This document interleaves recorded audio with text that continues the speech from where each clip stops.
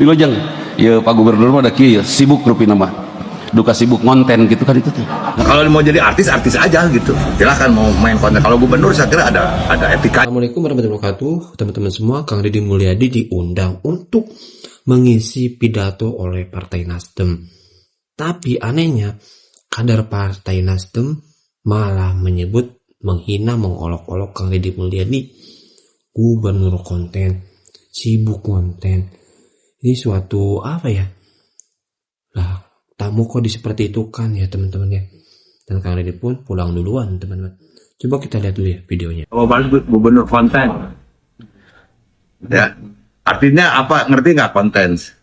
Konten ini kan bermuatan kepada profit kan? Yang mempermasalahkan masalah hasil konten walaupun KDM. tidak dalam bentuk PT atau CP, tetapi publik sudah tahu bahwa dengan konten itu memberikan suatu feedback penghasilan kan? Betul nggak? Nah, sedangkan yang di konten adalah kegiatan dia yang menggunakan sarana pemerintah. Kan artinya apa? Ya, artinya apa? Ya, menggunakan fasilitas kepemerintahan untuk kepentingan pribadi. Undang-undangnya nggak ngelarang Jadi kok. dari mana rumusnya kalau pendapatan dari konten itu untuk membantu Jawa Barat? Banyak warga yang terbantu. Ya, kalau mau jadi artis aja gitu. Silahkan mau main konten. Kalau gubernur saya kira ada etikanya, ada mekanisme. Saya yakin Nah ini yang viral ya. keluarga di Nasdem akan melakukan yang terbaik. Wilujeng, ya Pak Gubernur mah ada kieu ya, sibuk rupina mah. Duka sibuk konten gitu. Nah, ucapan itu ya, yang viral itu. Enggak, Wilujeng angkat Pak Gubernur. Bapak ngomong biasa aja, gak usah kayak gitu. Pak Deddy pergi mau kerja dan didokumentasikan. Biar apa? Biar rakyat semuanya tahu hasil kerja dia. Nggak kayak Bapak, kebanyakan rapat, ngomong mulu nggak ada hasilnya. Santai aja, ngomongnya nggak usah kayak gitu, nggak usah kayak orang nyinyir. Pak Deddy lebih banyak praktek daripada ngomong doang. Sibuk ngonten, itu bahasa sudah sering keluar untuk seorang KDM. Kali ini keluar dari bahasa seorang anggota Partai Nasdem, katanya KDM sibuk ngonten. Ya Pak, yang penting sesibuk apapun ngontennya, dia inget sama rakyatnya. Dia kerja buat rakyatnya. Daripada yang kagak ngonten, kagak inget sama rakyatnya, ya kagak kerja juga buat rakyatnya. Bener. Salam warga jaga desa. Betul. Pak Gubernur mah ada kieu ya, sibuk rupina mah. Duka sibuk konten gitu kan itu tuh. Iya, gubernur konten, dan memang harus seperti itu ya. Kenapa begitu? Kang Deddy sebelum jadi gubernur sudah ngonten. Justru kalau dia tidak ngonten lagi akan menjadi pertanyaan. Berarti kemarin ngonten hanya nyari masa gitu kan. Ternyata tidak kan. Tetap saja beliau ngonten. Nah, lagi pula zaman sekarang kan sudah zaman medsos. Itu bagus sekali dimanfaatkan untuk memperlihatkan kegiatannya sebagai pemimpin gitu. Jadi masyarakat tahu apa yang dilakukan gubernurnya. Memang saatnya seperti itu. Saya malah berharap semua gubernur menunjukkan apa yang dilakukannya. Karena gubernur itu milik publik, teman-temannya. Jadi publik harus tahu apa yang dilakukan gubernurnya kan. Dan Kang Deddy terbuka semua, kelihatan. Memang kesehariannya begitu. Jadi bukan pencitraan. Kalau pencitraan itu kan pada waktu-waktu tertentu dia berbuat baik gitu, nyari muka gitu. Kang Deddy enggak kan, rata dia, tetap aja berbuat baik. Dan saya berharap terus saja ngonten supaya masyarakat, kita warga Jawa Barat, karena saya juga warga Kang Deddy kan, saya tahu apa yang dilakukan pimpinan wilayah saya untuk kemajuan daerah Jawa Barat gitu loh. Beliau sudah menunjukkan sendiri, ini loh yang saya lakukan, dan real gitu loh. Kita bisa lihat hasilnya gitu. Dan kalau ada yang nyinyir mungkin belum paham kan, belum tahu apa tujuan Kang Deddy Mulyadi. Mungkin kayaknya yang ngomong Kang Deddy pencitraan, Kang Deddy gubernur konten, gak usah jadi gubernur, mending jadi artis. Mungkin itu orang-orang yang mana gak suka dengan Kang Deddy, yang mana mungkin, mohon maaf, sakit hati atau gimana. Ya, padahal sudah jelas loh. Kalau pencitraan kan udah jelas, kita gak ngeluarin uang. Ini kan beda, Kang Deddy ngeluarin uang. Dan bukan satu kali teman-teman, ya, berkali-kali. Ini harusnya kasih paham tuh orang-orang seperti itu ya teman-teman ya. Coba kita simak dulu nih jawaban dari Kang Deddy. Spirit setiap partai politik kan sama dengan spirit kepemimpinan, menginginkan bahwa negeri ini mengalami perubahan. menginginkan negeri ini demokratisasinya terbuka, dan menginginkan negeri ini menuju arah yang lebih baik, arah yang berkemajuan. Untuk itu, yang pertama saya mengucapkan terima kasih. Partai Nasdem sudah menjadi bagian dari pemerintah Provinsi Jawa Barat untuk terus memberikan kontribusi yang terbaik bagi kepentingan masyarakat Jawa Barat.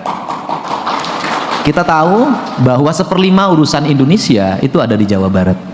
Penduduknya 51 juta lebih, 51,5 juta. Tetapi dalam hitungan saya, itu kan sensus yang dulu. Bisa jadi penduduk Jawa Barat itu 54 juta. Bisa jadi, bahkan bisa lebih ya. 54 juta itu pasti memerlukan ruang hidup yang terbuka. Dan kita paham, semakin sini ruangnya semakin sempit. Industrialisasi, kemudian juga pertumbuhan pendidikan, pertumbuhan perkotaan, semakin menyempitnya ruang terbuka hijau, semakin terdegradasinya lingkungan, kemudian multidimensi manusia datang ke Provinsi Jawa Barat, melahirkan keanekaragaman karakter yang harus dikelola secara arif dan bijaksana. Tetapi dari sisi prinsip, saya sampaikan bahwa pemerintah Provinsi Jawa Barat memiliki komitmen yang kuat terhadap 4 hal. Yang pertama adalah mengembalikan kembali jati diri masyarakat Jawa Barat yang memiliki 4 dimensi kebudayaan. Mengembalikan Jawa Barat dalam budaya Sunda Kulon, mengembalikan Jawa Barat dalam budaya Sunda Priangan, mengembalikan Jawa Barat dalam budaya Sunda Cirebon, dan mengembalikan Jawa Barat dalam Sunda Betawi. Keempat hal ini harus mendapat ruang yang terbuka yang nanti punya implikasi yang luas terhadap satu penataan ruang. Karena ini Kang Saan concern di sini, penataan ruang yang terbuka, sehingga saya berusaha di perubahan tata ruang sekarang mengembalikan kembali ruang-ruang kemanusiaan, ruang-ruang ekologi untuk membangun harmoni antara manusia dan lingkungannya. Karena dalam 3 tahun terakhir terjadi perubahan tata ruang di Provinsi Jawa Barat, di mana Provinsi Jawa Barat dirubah 1,5 juta hektar ruang terbuka hijau dirubah menjadi kawasan komersial, kawasan perumahan, dan kawasan-kawasan lainnya. Dampaknya adalah efek domino bencana itu terjadi secara masif. Banjir terjadi di Kerawang, banjir terjadi di Bekasi, banjir terjadi di sebagian Bogor, banjir dan longsor terjadi di Sukabumi, banjir terjadi di kota Bandung, sebagian di Kabupaten Bandung, di Indramayu, bahkan sekarang banjir sudah melanda Tasik dan Ciamis. Untuk itu komitmennya sekarang Pemda melakukan tata ruang untuk dikembalikan kembali ruang-ruang terbuka hijau itu. Karena apa? Karena ruang terbuka hijau adalah mitigasi untuk membangun kearifan dan harmoni lingkungan. Itu yang pertama. Yang kedua, ini spiritnya sama karena saya lama dekat dengan Pak Surya. Di sini saya dulu sering menemani ketika beliau partainya belum sebesar sekarang. Sukanya mani dangdutan di sini berdua, bertiga sama Bu Reri. Pesan beliau adalah memperjuangkan tentang nasionalisme, di mana setiap manusia memiliki kebebasan untuk beragama secara terbuka. Saya sering mendapat telepon dari Bu Reri, pasti isunya adalah isu keagamaan. Kok di sini kenapa ada di sini? Di sini kenapa ada di sini? Di sini kenapa? Saya selalu menjelaskan.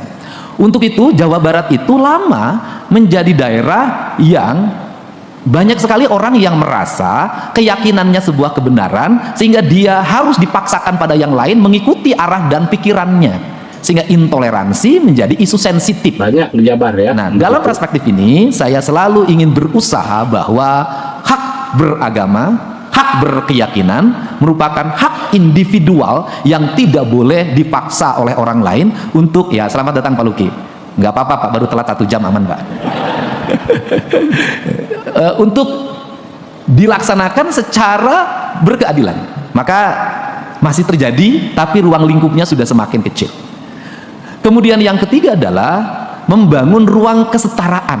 Makanya kalau kalimatnya KDM Bapak Aing, itu sebenarnya secara filosofi saya sedang membangun ruang kesetaraan. Ruang kesetaraannya apa?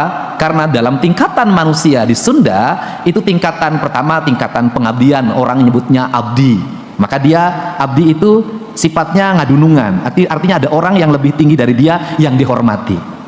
Maka saya memilih tagline Aing. Kenapa Aing? Karena ini mencerminkan bahwa manusia Jawa Barat sudah bukan lagi manusia yang tersubordinasi oleh cara berpikirnya orang lain, bukan bagian dari kebudayaannya orang lain, tapi dia manusia yang merdeka, yang bisa menyatakan diri dia setara. Nah, kesetaraan itu bisa dibuktikan dengan Kang Saan sudah bisa menjadi wakil ketua DPR RI. Artinya orang Sunda setara. Jadi orang Karawang, siapa itu Kasaan? Itu kakak aing kan gitu loh. Ada setara.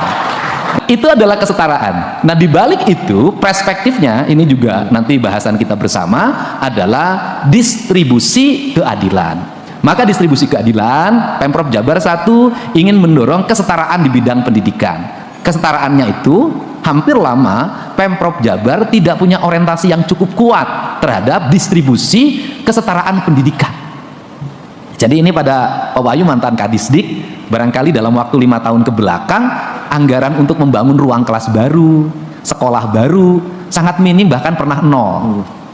Sedangkan penduduk Jawa Barat, Indramayu, memiliki jumlah penduduk yang sangat banyak. Kesetaraan pendidikannya masih harus ditingkatkan, terutama perempuan. Dan saya selalu ngomong, hebatnya orang Indramayu, saya pergi kemanapun bertemulah dengan orang Indramayu. Setiap kunjungan kerja anggota DPR pasti malamnya ketemu sama orang Indramayu. Paham, maksudnya paham ya.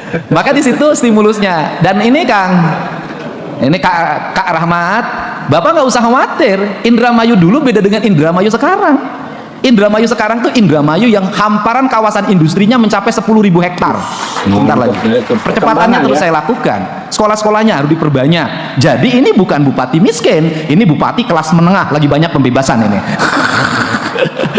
Nah, kesetaraan itu tidak ada jalan lain kecuali lewat pendidikan. Maka kemarin sempat kontroversi ketika saya meminta satu ruang kelas 50 orang daripada nggak sekolah. Tapi dalam perencanaan sekarang jauh lebih tertata, di mana kita punya 2 kebijakan. 1, sekolah negeri harus tersebar secara merata. Dan yang paling menarik di Jawa Barat ini, kekurangan sekolah itu bukan di pedesaan.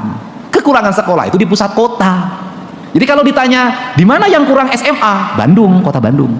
Di mana yang kurang SMA? Kabupaten Bandung. Di mana yang kurang SMA? Kabupaten Bogor. Di mana yang kurang SMA? Kota Bogor. Di mana yang kurang SMA? Kabupaten Bekasi, Kota Bekasi, Kota Depok. Kenapa kurang? Karena dulu logika ketika menyusun sekolah itu basisnya kecamatan, satu kecamatan satu SMA atau satu SMK. Padahal penduduknya beda. Di Tasik penduduknya satu kecamatan 20.000. Di Kabupaten Bekasi satu kecamatan bisa 1 juta. Nah, sehingga ini 2 kebijakan. Kebijakan yang berikutnya adalah setiap warga Jawa Barat yang tingkat ekonominya menengah ke bawah, sekolah di swasta dibiayai oleh pemerintah Provinsi Jawa Barat, manakala sekolah negeri sudah tidak bisa menampung. Ini kesetaraan. Gratis. Kemudian yang terakhir dari kesetaraan itu adalah, ini penting, terakhir adalah distribusi keadilan dalam pendistribusian anggaran. Sehingga infrastruktur jalan mulai tahun ini, tahun depan dan seterusnya, seluruh jalan desa segera dibangun oleh pemerintah Provinsi Jawa Barat. Itu didistribusi agar berkeadilan. Nah, kenapa cerita itu? Kang Kasaan pasti tahu, karena selama ini di Jawa Barat tidak terjadi distribusi keuangan secara merata. Terjadi penumpukan uang hanya pada wilayah tertentu. Seingat saya ketika jadi bupati, dulu saya pernah menjadi bupati selama 5 tahun tidak mendapat bantuan keuangan gubernur, bahkan pernah di 0. Kenapa? Selama ini bantuan keuangannya biasanya numpuk di Garut dan di Kabupaten Tasik. 2 itu. Tapi pembangunan sekarang Tasik tidak boleh ada kebijakan itu, keuangannya harus merata di setiap desa, dan desa nanti kita pilih. Yang menjadi prioritas utama adalah desa-desa yang tertinggal, yang infrastrukturnya buruk. Dan untuk menyelesaikan problem perkotaan, ini tugas kita dengan kader terbaik Partai Nasdem di Kota Bandung yang jadi wali kota, menyelesaikan kemacetan di Kota Bandung. Kita berencana membangun underpass. Ini lagi dalam kajian ya, di Pasteur. Kita sedang membuat underpass di Cimahi. Kita akan membangun juga jembatan layang atau underpass di Kabupaten Bandung, di Bula Kapal di Bekasi. Kita akan bangun jalan Puncak 2 untuk menghindari kemacetan di Puncak, dan setelah itu diteruskan dari Puncak 2 ke Sukabumi menggunakan jalur tengah sampai Pangandaran. Kita juga tahun ini, karena ini saya hormat pada Kasaan sering macet, saya membangun jembatan di Karawang Barat gitu biar tidak macet, dan jalannya itu juga sudahlah kalau memang agak susah dibangunnya biar oleh Pemprov dibangun sekalian. Ini rasa hormat saya buat Kasaan. Nah, karena Kasaan juga nanti banyak nyumbang anggaran ke Provinsi Jawa Barat. Itu teori Pak, kalau ngasih 100 miliar dapat 1 triliun kan gak ada masalah.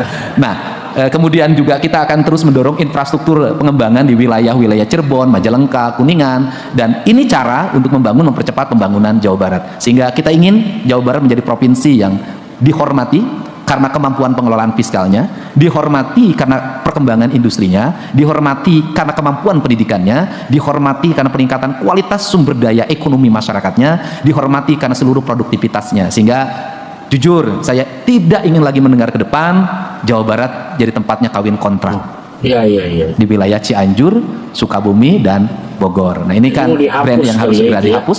Dan kemudian saya juga ingin setelah dipimpin oleh Pak Luki yang kader Partai Nasdem, Wong Indramayu menjadi orang-orang yang kelas menengah baru di Jawa Barat, menjadi penguasa industri.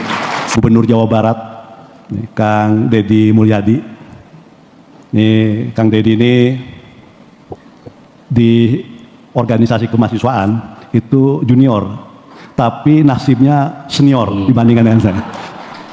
Dulu saya di IKIP Bandung kuliah, Kang Deddy ini sekolah tinggi hukum kan ya, sekolah tinggi hukum di Purwakarta. Waktu saya aktif di HMI cabang Bandung, kebetulan saya ketua bidang pendidikan tinggi, kemahasiswaan dan pemuda. Waktu itu kita membuat HMI cabang persiapan, HMI cabang persiapan Purwakarta. Jadi, wah ini Purwakarta karena ada perguruan tinggi, maka kita harus ada cabang HMI di sana. Teman-teman semua, tadi kita sudah menyimak ya dari penjelasan dari Kang Deddy Mulyadi terkait ya ada seorang kader Nasdem yang menyebut bahwa Kang Deddy Mulyadi sibuk, katanya sibuk konten. Waduh, ini Pak harusnya lebih disaring lagi ya Pak kata-katanya Pak. Mungkin karena Kang Deddy langsung pulang ya di Partai Nasdem ini. Nah, bukan sibuk konten ya, kita berpikir positif saja ya Pak. Mungkin Kang Deddy ada keperluan lain ataupun ada sesuatu yang harus dibereskan ya kan, kita nggak tahu ya Pak. Ya jangan menyimpulkan bahwa Kang Deddy sibuk konten ya Pak ya. Aduh, ini keterlaluan, dan ucapan ini viral teman-teman, dan netizen menganggapnya wah ini Partai Nasdem ini kadernya terlalu berlebihan ya, terlalu nggak sopan gitu, seperti itu ya teman-teman. Dan tadi ada juga ya seorang